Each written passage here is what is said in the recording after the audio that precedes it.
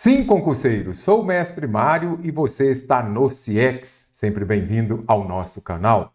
Você que vai fazer prova da FGV, vai fazer prova da PM de São Paulo, assista a nossa aula Resolução de Questões Recentes, contemplando os assuntos que, indubitavelmente, estarão na sua prova para esse certame. Acesse na descrição do vídeo também para você encontrar o link do nosso site, onde você encontrará um curso preparatório de português específico para esse concurso da PM de São Paulo. Questão contemplando coerência. É uma das marcas da textualidade. O texto ele precisa ser coeso, coerente, ter sentido.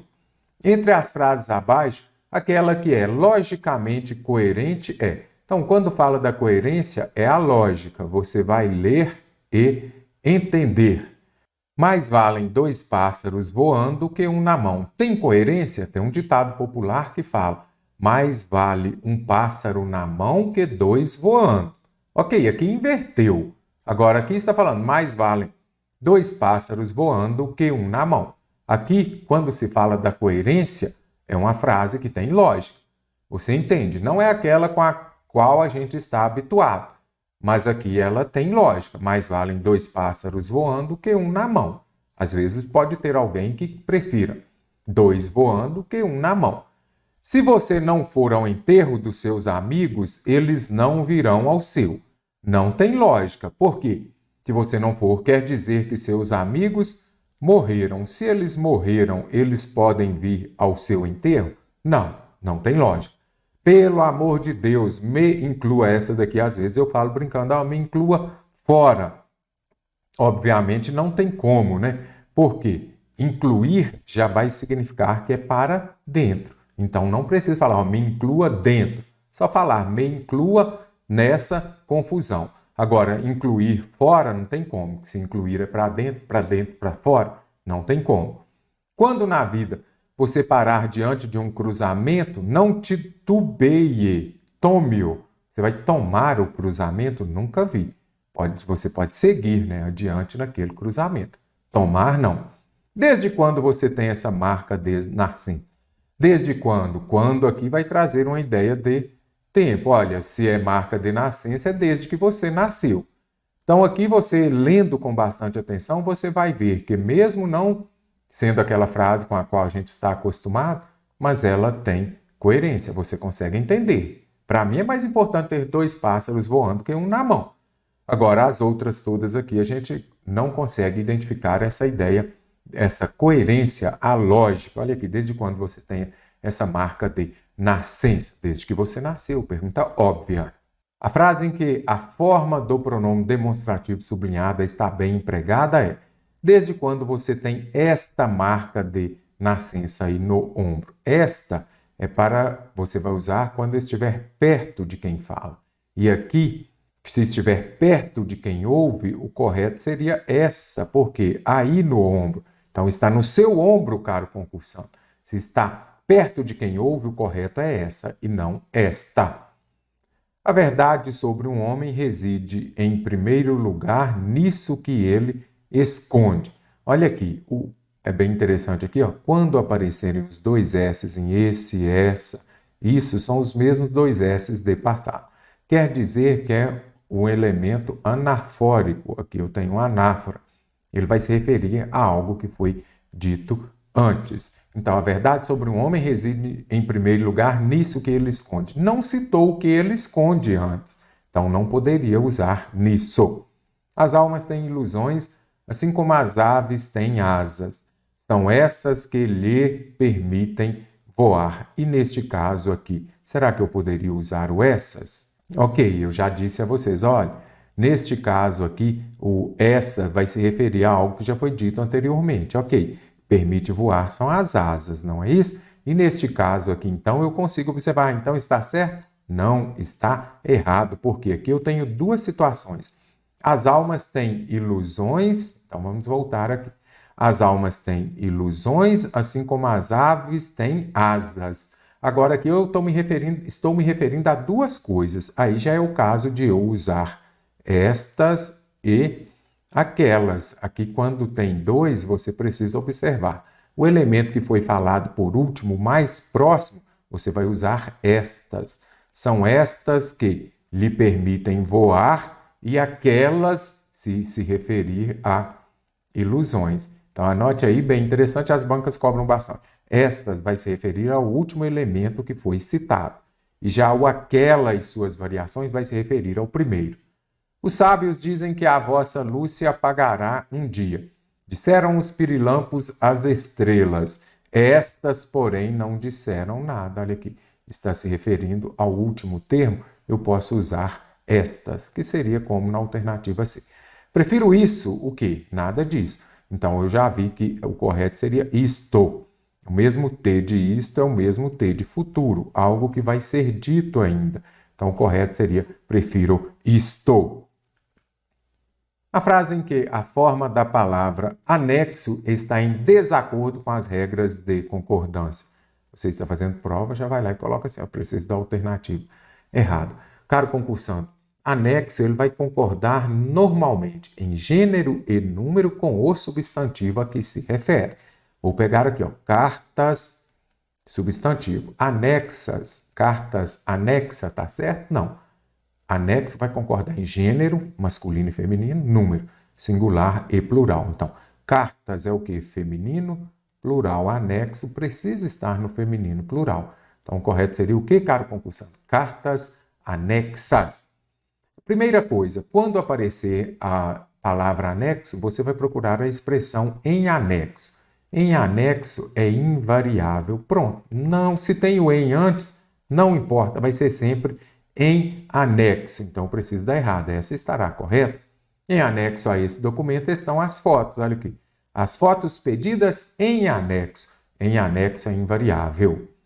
Então, eu preciso dar errado. Anexo vão os recibos das compras anteriores. Os recibos anexos. Simplifique, faça assim. Então, aqui eu já vi que a alternativa B está errada. Anexos vão os recibos anexos. As declarações anexas, as fotos e os recibos anexos. Quando eu tenho um aqui no masculino, outro, melhor, fotos, né, feminino. Vamos corrigir aqui. Tem um no feminino e outro no masculino, ele irá para o plural no masculino. Então, está correto, correto. Anexas ao pacote das camisas estão as obras anexas. Simples assim, olha aqui. As obras anexas. Corretíssima. Alternativa E. A opção em que as duas palavras nela apresentadas recebem acento gráfico corretamente é. Então, eu preciso observar. Todas têm acento. Mas em qual alternativa as duas obrigatoriamente terão acento? Dócil, ok. Paroxítona terminada em L, acentuado. Esta palavra a FGV adora, maquinária. Não existe maquinária. Até que maquinário, sim. O correto aqui é maquinaria. Se você não ler bastante, você acharia que essa estaria correta, mas não está. Autóctone, opa, aqui eu já descarto, olha aqui. Você precisa saber que a forma correta é rubrica, paroxítona terminada em A. Hífen e táctil, certinho, as duas têm acento. Barbária. Barbária? Não. O correto seria uma barbárie. Então, aqui não pode ter acento. Éter e cíclope, nada disso. A pronúncia correta e a escrita é ciclope. Show de bola? Bola, concursante. Conseguiu compreender? Olha aqui, algumas palavras que de repente você não conhece. Melhor maneira, resolver muitas questões e ler bastante. Em todas as frases abaixo há um par de palavras sublinhado. A frase em que a inversão de posição desses termos provoca a mudança de significado é. Caro concursante, apareceu aqui, olha, vai inverter, colocar o adjetivo antes ou depois do substantivo, procure já o adjetivo grande. Se ele aparecer aqui, vai ser ele que vai mudar o significado, vai ocorrer uma mudança de significado. Observe, homem grande. Homem que tem elevada estatura.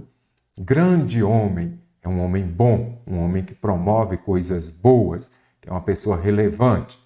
Então, já procure imediatamente. Se tiver grande, e a FGV gosta bastante, você já vai lá e gabarita a questão. Até os deuses gostam das próprias piadas. Até os deuses gostam das piadas próprias, as piadas deles.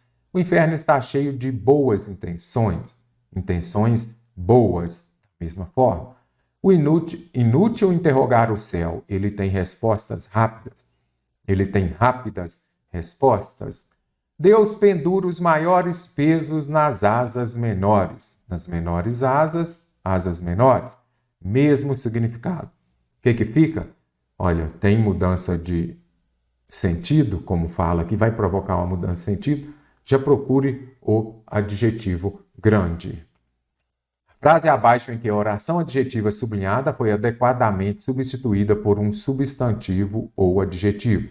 Você vai pegar aqui a oração adjetiva, aquela que é iniciada por um pronome relativo, e dará início, esse pronome relativo dará início à oração subordinada adjetiva, explicativa se vier com vírgula e restritiva se vier sem. Aqui todas estão sem vírgula, então são restritivas. Eu preciso substituir de maneira adequada por um substantivo ou adjetivo. Com fé você vence, sem fé passa para trás os que venceram. Aqueles que venceram são o quê? Os vitoriosos, certinho. Se eles venceram, são os vitoriosos. Eu só acreditaria num Deus que soubesse dançar. Bailarino? Não. Quem sabe dançar é um dançarino.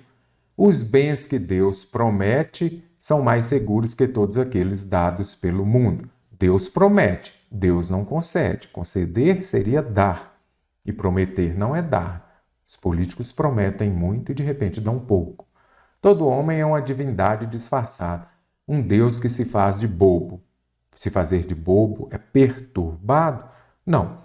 Quando a pessoa se faz de bobo, aí nós vamos ter um outro significado. Se ele se faz de bobo, eu poderia falar que ele é um idiota, aquele que se faz de bobo. Os deuses nos vendem todos os bens que nos dão. Uma coisa é você dar, outra coisa é você disponibilizar. São palavras com significados diferentes. A opção abaixo em que os dois adjetivos indicados não variam em número, sempre que falar número está relacionado a singular e plural. E gênero, masculino e feminino. Em qual alternativa os dois não variarão? Correto? Então é isso que eu preciso ver. Rosa e creme, aqui são cores. O que fala a regra sobre esses adjetivos aqui? Será que eles variam ou não? É o que a gente vai ver aqui. Caro concursando, quando essa cor for representada por um adjetivo, ela vai variar normalmente. Olha aqui. Naquele lugar havia, aqui é interessante, o verbo haver no sentido de existir, impessoal, não vai para o plural. Havia muitas folhas verdes. Verde é um adjetivo, não é isso? Então, ele vai variar normalmente. Ele vai concordar em, como fala lá, gênero e número com o substantivo a que se refere. Então, quando a cor for um adjetivo, vai concordar normalmente. Folhas verdes, correto? Agora, quando o termo que dá nome à cor for um substantivo, está sendo utilizado como adjetivo, será invariável, não irá para o plural. Vamos com calma. Então, primeiro, plural das cores. Se esta cor for um adjetivo, vai concordar normalmente com o substantivo. Agora, se esta cor for um substantivo que está sendo usado como adjetivo, será invariável. Na minha casa há muitas paredes creme. Soa muito estranho, né? Creme é o quê? Um substantivo. Só que neste caso está sendo usado como adjetivo porque ele vem acompanhando o substantivo. Mas como creme e rosa são substantivos, não irá para o plural. Paredes creme, casas rosa. Muito estranho, mas é isso mesmo, cara, concurso. Então, se essa cor é um substantivo que está sendo usado como adjetivo, não varia. Rosa e creme foram os exemplos que eu trouxe. Não irão variar em gênero e nem em número. Olha aqui, sendo adjetivo, correto? Branco e firme. Firmes, eu já sei, eu vou falar casa firme, casas firmes. Briga constante, brigas frequentes, constantes. Casa melhor, casas melhores. Homem atuante, homens atuantes. Então, bastante interessante aqui. Acredito que tenha pegado muita gente esta questão. A frase abaixo, em que a forma sublinhada se refere a um termo anterior, anafórico, aquilo que vem antes, e não a um termo seguinte. Se for um termo seguinte, já é catafórico. Então, eu preciso ver essa palavra aqui. Ela vai se referir a um termo anterior. Com fé você vence. Sem fé passa para trás os que venceram. Aqueles que venceram. Não falou esse os. Quem são essas pessoas? Aqui não fala. Quem venceu? Não sei. O que fiais na roça e no tear teceis. Não encobre de Deus os males que fazeis. O que fiais na roça? O que você fia na roça? Não sei. Não sei. Não foi falado antes. E aqui eu preciso daquela que pede aquilo que já foi citado anteriormente. O homem faz o que pode e Deus o que quer. O que Deus faz? O que Deus quer? Não sei. Dize-me o que pedes a Deus e eu te direi quem és. Olha aqui, o que você pede a Deus? Também não sei. Então não foi citado antes, não se refere a um termo anafórico. A vitória, isso é o que procuro. O que eu procuro? A vitória. Vitória é aquilo. Então, observa que veio para substituir o substantivo vitória. Então, está se referindo a algo que foi dito antes. Então, nós temos um anafórico. Anafórico. Então, aqui, para você compreender. Anáfora, antes, correto? Então, a vitória, isso é o que eu procuro. Eu procuro o quê? A vitória. Então, está se referindo a algo que já foi dito anteriormente. Bem característico da FGV, caro concursando, pequeno texto para você fazer a interpretação dele. Olhe os delins, muita atenção. Observe o pequeno fragmento descritivo.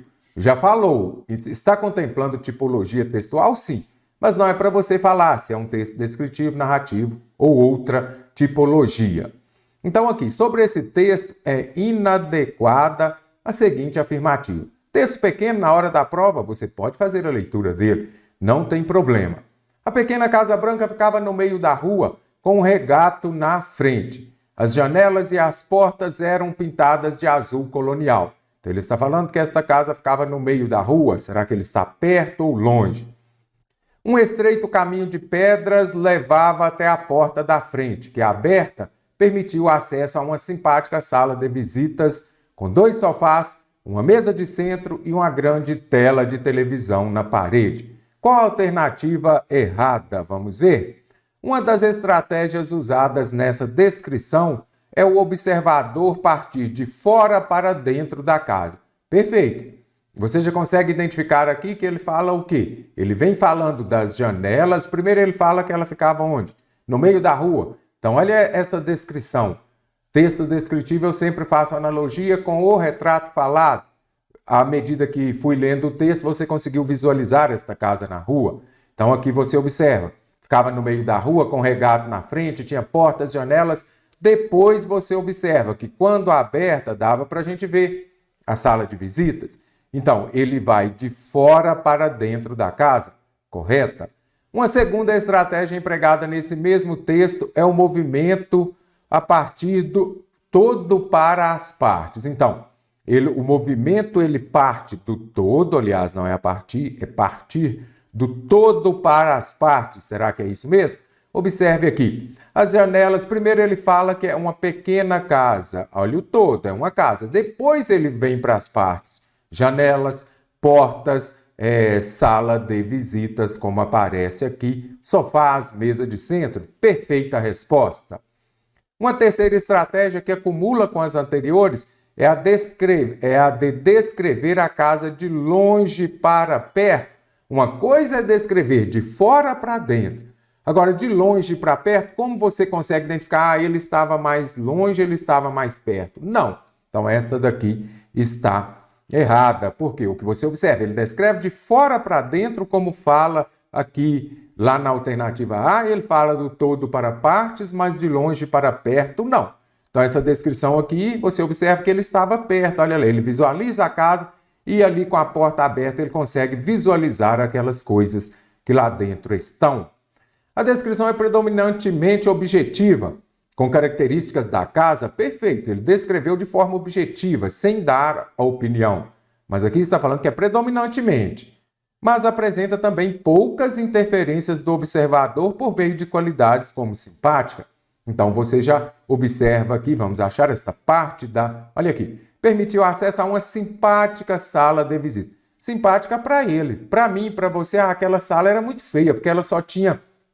Ou então ela era muito cheia, não era simpática. Então aqui já fica subjetivo, quando ele dá a opinião dele. É predominantemente objetiva, sim, mas tem trechos subjetivos? Perfeito! A descrição realizada é do tipo informativo, passando ao leitor a impressão de realidade, perfeito. O que eu disse, caro concursante? E na sua prova vai ter um pequeno texto para você fazer essa análise. O que eu disse, caro concursante? Que eu conseguia, a partir do momento que eu estava lendo, eu imagino que você estava daí, observando e falando, olha, aquela casa é assim, assim na rua. Você conseguiu visualizar tudo. Texto descritivo, retrato falado. Agora vamos à pontuação. É um elemento importante na clareza da frase. A opção abaixo em que o emprego da vírgula é devido à elipse. Apareceu elipse é quando você vai o quê? Suprimir, retirar o verbo, como fala aqui. Eu estudo matemática. Ela, português. Então, ela estuda português. Ali eu coloquei uma vírgula depois do ela. Elipse, suprimir.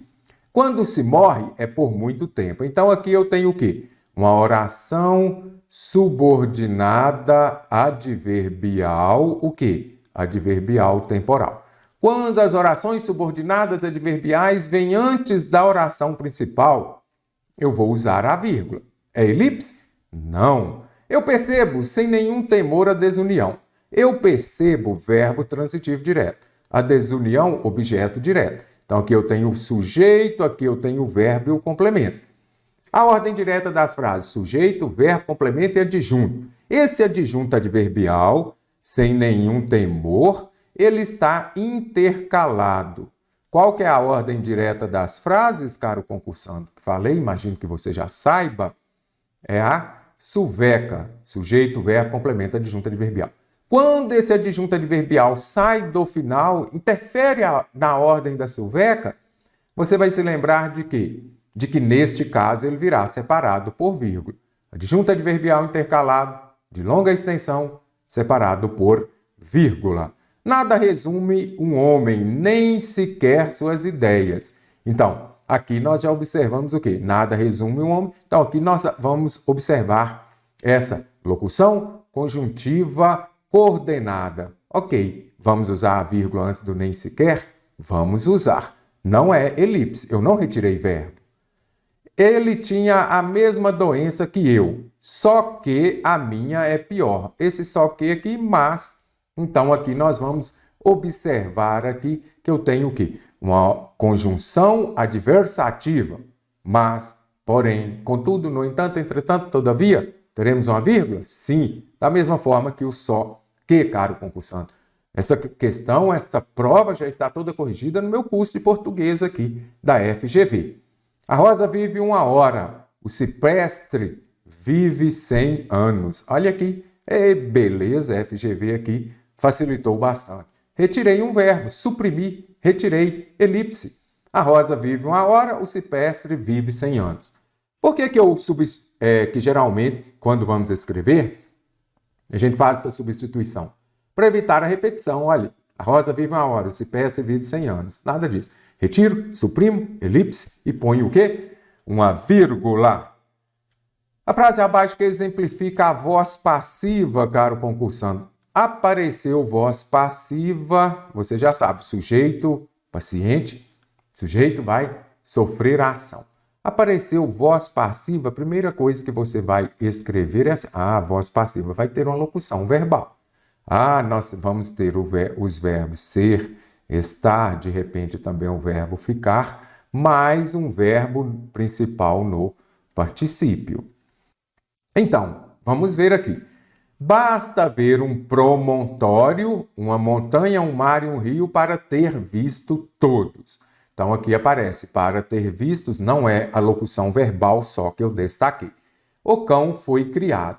Então, quando eu disse lá no começo que a voz passiva vai aparecer o verbo ser ou estar mais verbo no particípio. Ok, o cão foi criado especialmente para as crianças. Então, você observa, o cão foi criado. Olha aqui, o sujeito está sofrendo a ação de ser criado.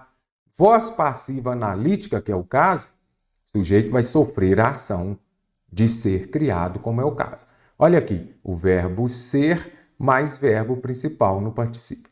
Alternativa A, tem verbo ser mais verbo principal no particípio? Nada disso. Basta eu ver para eu ter visto. Olha aqui, eu vou praticar a ação.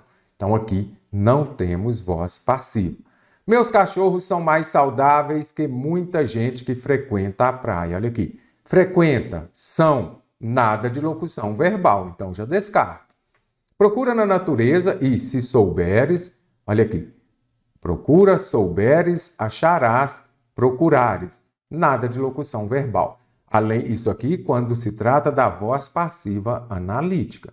Se for a voz passiva sintética, vai ter o se.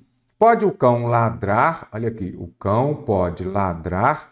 É uma locução verbal? Sim, mas não tem o verbo no particípio. Pode morder, olha aqui, e se aproximam. Então aqui eu já venho, descarto também as demais alternativas. Voz passiva analítica, anote aí, caro concursando. Verbo ser ou estar vai estar flexionado mais um verbo principal no particípio.